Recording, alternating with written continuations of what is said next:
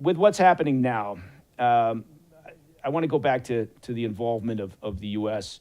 in approving target packages and then expand that out to talk about training of Ukrainian personnel. There's been a lot of talk about, the French in particular, Emmanuel Macron. I don't know. He's been raising his testosterone levels of late, and he's talking about the importance of training Ukrainian personnel in Ukraine. And then, of course, Right. that caused some pushback from Putin, who said, well, that would mean they're fair game, from our targeting perspective.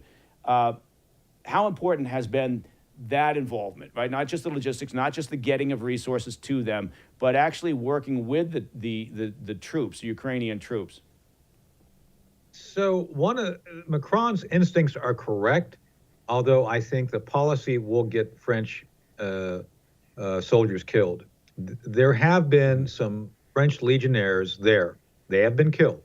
This has been underreported, but they weren't there under the French flag. So yeah, there were French special operations guys, but they weren't directed to be there. They were there because they wanted to be, just saying. So this is a change of policy. Mike, one of the things that I've noticed, and I've been around since the 80s, and I remember as a young lieutenant watching us train rebel groups who were going to fight in Latin America at Fort Bragg. I remember going down to Fort Bragg in about 88, What? 86.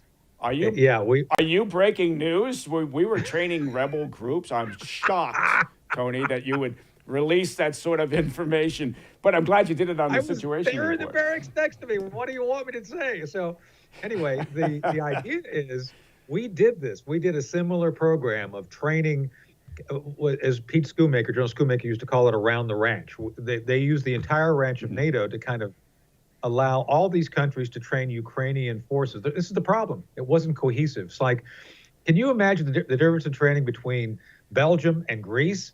I mean, just the difference in culture alone gives you an outcome that's not compatible. So you train, and Mark, by the way, this was done by that brilliant chairman of the Joint Chiefs, Mark Milley. And I used to, and Mark, Yeah. Mark is not the smart. I know Mark, and Mark's just not smart. So I'm just saying. But so this whole idea that this is what I call woke goes to war. They sent all these Ukrainians out. They trained them all over Europe, and then they put them back in Ukraine. It's like, hey, go fight. It's like, yeah, no, you need to have unit cohesion and essentially a massing of forces in a way that's coordinated and effective. They didn't do that. They just said, hey, let's train everybody. So that's part of the reason you've seen massive amounts of money spent, but very little accomplished. So that's my point here. And so Macron's instincts are kind of correct. If you actually train the people in Ukraine in their home nation, you build confidence, you have unit cohesion, and you give senior leadership the ability to do exercises to help hone the military operational skills. That's what was lacking before. So again, right instincts, Yeah. timing and policy, I don't know.